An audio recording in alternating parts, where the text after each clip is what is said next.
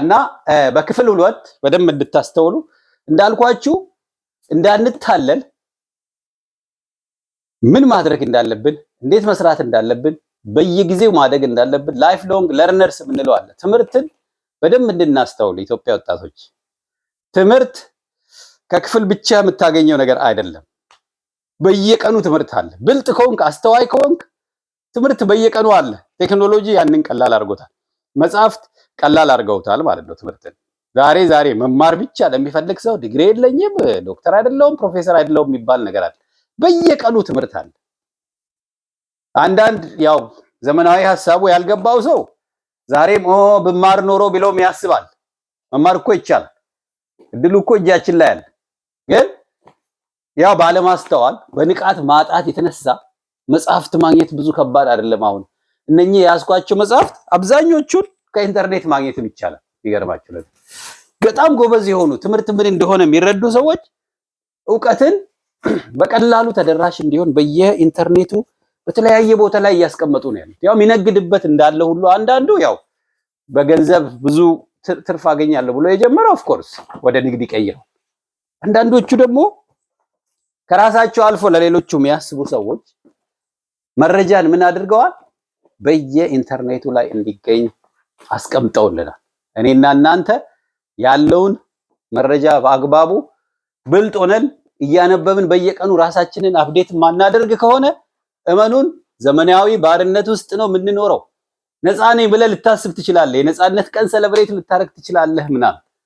እውነታው ግን ይሄ ያለህበት ዓለም ባለማስተዋል ዝም ብሎ ፋሽን ስለለበስክ ወይም ደግሞ ዘመናዊ ስልክ ስለያዝክ ወይም ደግሞ ዘመናዊ ንግግር ስለተናገርክ ሳይሆን በማሰብ በማስተዋል የምትኖረው ዓለም ነው። እኔ ምን እላለሁ አሁን አንዳንዴ ከማያስተውል ሰው ከሚወደኝ ይልቅ አስተዋይ ሰው ቢጠላኝ ይሻላል እላለሁ። ለምን መሰላችሁ? የማያስተውል ሰው ሲወዳችሁ ያለ ምክንያት ሲጠላችሁም ያለ ምክንያት ነው ማለት ነው። ዛሬ የሚወድህ ሰው አስተዋይ ካልሆነ ነገ ይጠላሃል። ለምን? ምክንያታዊ ስላልሆነ ማለት ነው። አስተዋይ ሰው ግን ቢወድህም ቢጠላህም አስተውሎ ነው፣ ምክንያት አለው ማለት ነው። እና በጣም ጥንቃቄ ማድረግ አለባችሁ። ሳያስተውሉ ሳያውቁ የሚወዷችሁ ሰዎች፣ ሳያውቁ የሚጠሏችሁ ሰዎች ምንም ቫልዩ የለውም። ማያስተውል ሰው ፈጣሪ ትልቁ የሰጠን ነገር የማስተዋል አቅም ሰጥቶናል፣ አእምሮ ሰጥቶናል። ጉዳዩ የሚያማምር ህንፃ ውስጥ የመኖር ጉዳይ አይደለም። በጣም ትልቅ አልጋ ላይ የመተኛት ጉዳይ አይደለም። ዛሬ በተለይ ኢትዮጵያውያን መንቃት አለብን። በደንብ ንቁ መሆን አለብን። ዘመናዊ ባርነት ነው እየተጫወተብን ያለው። ወንድሞቻችን ደማቸው እየፈሰሰ ያለበት ምክንያት የራሳችን መሪዎች፣ የራሳችን ወንድሞች፣ የራሳችን እህቶች የፈጠሩብን አለመግባባት ነው ሀገራችንን እያመሰ ያለው።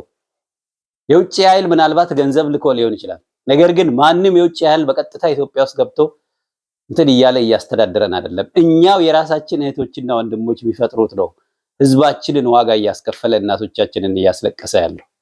ከምን ይጀምራል? ካለማስተዋል ነው የሚጀምረው።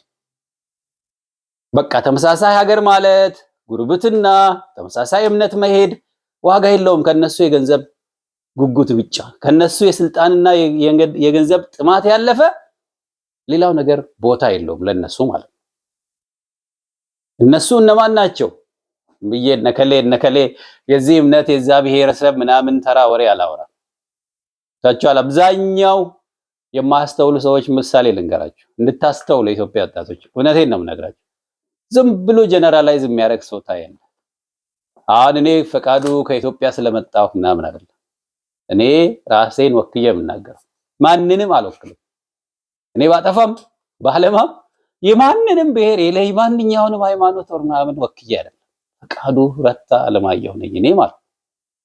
አብዛኛው ግን ያው እንዳልኳችሁ ማያስተውል ሰው ፈቃዱን አይደለም። አሁን ይሄ ነገር እኔ ባጠፋ እኔን ሳይሆን ሄዶ መጀመሪያ እኔ የተወለድኩበትን አካባቢ ነው የሚሰድቡት ማለት ነው። ኦር የኔን ሃይማኖት ወይም ደግሞ የኔን ቋንቋ ተናጋሪዎች ሊሰድቡ ይችላል። ተራ ሰዎች እንደዚህ አይነት ሰዎች ናቸው፣ አያስተውሉ። እንዲህ አይነቱ ሲወድህ ባለማስተዋል ሰው ሆነ በቀላሉ ቢጠላህ ሰው እንዲህ አይነት ሰው ነው ማለት። ጥንቃቄ እንድታረጉ ፈልጋለሁ። እንደዛ ላለመሆን ማንበብ። ለምሳሌ የሃይማኖት ሰው ከሆንክ መጽሐፍ ቅዱስ ክርስቲያን ከሆንክ ቁጭ ብለህ ማንበብ አለብህ፣ መረዳት አለብህ። ማአት አሳሳች አስተማሪ ስላለ ማለት ነው። ፈጣሪ አእምሮ ሰጥቷል፣ ህሊና ሰጥቷል። ከሌ እንዲህ ስላለ ከሌ እንዲህ ስላስተማረ ሳይሆን ራስህ ቁጭ ብለህ ጠይቀህ አንብበህ ምን እንደምታምን፣ ለምን እንደምታምን፣ እንዴት እንደምታምን እንደ አንድ የእምነት ባለቤት እንደ አንድ እምነት ተከታይ እንዴት መኖር እንዳለብህ ማወቅ አለብህ። ለዚህ ነው በየቀኑ መማር አለብን የምንለው። እኔ የግብርናና የምግብ ሳይንስ ባለሙያ ነኝ። የአመጋገብ ስርዓት ነው ሜጀር የቆየሁበት አካባቢ። አሁን ደግሞ ሊደርሺፕ ስተዲስ የተማርኩ ያለሁት ትልቁ ጉጉቴ እቺ የፊደል ቆጠርኩባትን ብላትን ነገር በደንብ አውቄ በዛ ትንሽ ለዓለማችን ለሀገራችን ለሚቀጥለው ትውልድ ማዋጣት ነው ፈልገው ማለት ነው። ግን ክላስ ውስጥ የተማርኩት አይበቃም። ምን ማድረግ ያስፈልጋል? በመጽሐፍት መደገፍ። ለምሳሌ ይሄን መጽሐፍ የጻፈችው ልጅ ካንሰር ነበረባት። ከካንሰር ነው የዳነችው። አሸናፊ ነበረች። እዚህ ነበራስካ ላይ የቤስት መጽሐፍ ጻፊ ተብላ ማለት ነው። ምንድነው ያለው? ማንበብ አለብኝ። ስለ ካንሰር አንድ እውቀት አገኘው ማለት ነው። ዝም ብዬ ካንሰር ጥሩ ነው መጥፎ ነው ምናምን ሳይሆን ምንድነው ካንሰር፣ እንዴት ነው ካንሰር የያዛቸው ሰዎች ህይወታቸው ቢኖሩ እንዲህ አይነት ሰዎች የጻፉትን ስቶሪ ማንበብ ያስፈልጋል። ለምሳሌ ሁለተኛ ይሄውች መጽሐፍ በስጦታ መልክ የተሰጠችኝ የ75 ሳንቲም ሻማ ይላል። እንድታነቡት በጣም ነው መጋብዛችሁ። በጣም አሪፍ መጽሐፍ ነው። ሁለተኛ ቅድም ተናግሬያለሁ። አገር የመሩት ሰዎች ምን ውስጥ ነው ያለፉት? እንደምታውቁት የኢትዮጵያ ታሪክ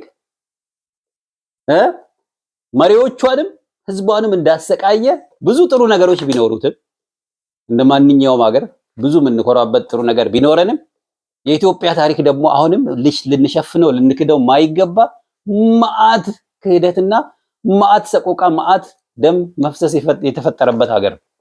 መሪዎቿ ምንድነው የሚሉት ነው? ለምሳሌ ምንድነው ንጉሱ የሚሉት?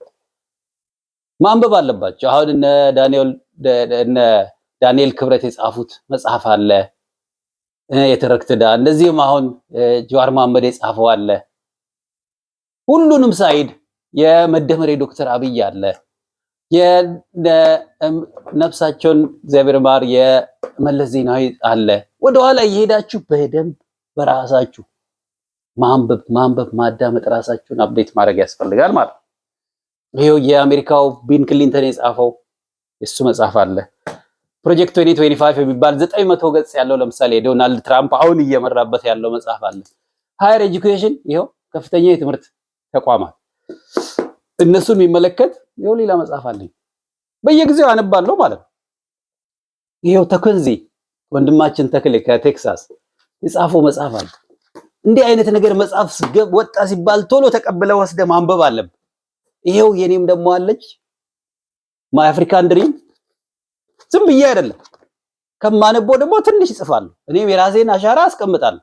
ምናልባት እንደነኚህ በጣም አሪፍ መጽሐፍ ላይሆን ይችላል የኔ ጻፍኩት። ነገር ግን የኔ እምነት፣ የኔ ሐሳብ፣ የኔን ግንዛቤ፣ የኔን ህልም ያለው ነገ የልጅ ልጆቼ እቺን መጽሐፍ እንደሚያነቧት ስለማወቅ ማለት ዝም ብዬ አይደለም የጻፍኩት። እርግጠኛ ነኝ እኔ ከሞትኩ በኋላ የልጅ ልጆቼ ይሄን መጽሐፍ ያነቡት። ዝም ብዬ አይደለም እንትን ማደርገው ማለት ነው። ላይክ ምሳሌ መሆን ሲባል በትክክል ይሄው ማይ ኔም ሚንስ ሂዝ ጋድ ወንድሜ አምላኩ ከዴንቨር ኮሎራዶ የጻፈው ወስደህ ካላነበብክ ይሄንን እያነበብክ ራስን ማታበቃ ከሆነ ዝም ብለህ መጫወቻ ነው የምትሆነው ማለት ነው። ማንም ሚዲያ ያለው ሰው እየመጣ ይጫወትባል። ግሬን ባይ ግሬን ለምሳሌ ይሄ ከአፈር ጀምሮ እስከ ሰው ጤንነት ድረስ ካንሰር ወር ምናምን የምንላቸው እንዴት ከአፈር እንደሚጀምሩ ጤንነትን እንዴት በብዝሃ ህይወት በኢኮሎጂ መጠበቅ እንደሚቻል የአፈር ጤንነትን የሰብልን ተፈጥሯዊ እንትን በመጠበቅ የሚል የተጻፈ መጽሐፍ አለ። ይሄ ደግሞ ለምን አማኝ አልሆንኩም ለምን ኤቲስት እንዳልሆነ አንድ ሰው እምነት ምን ያህል ጠቃሚ እንደሆነ የጻፈው መጽሐፍ ነው። እሺ በጣም ብዙ መጽሐፍት ነው ያሉት። በነገራችን ላይ መጀመሪያ መጽሐፍ እቺና ስኮለርሺፕ ትላለች 57 ገጽ ናት። ከአማዞን ወስዳችሁ ልታነቡት ትችላላችሁ። እና አደራ አደራ አደራ አደራ ትውልድ እንዲያነብና በረታታ የሚያስተውል ትውልድ መፍጠር አለብን።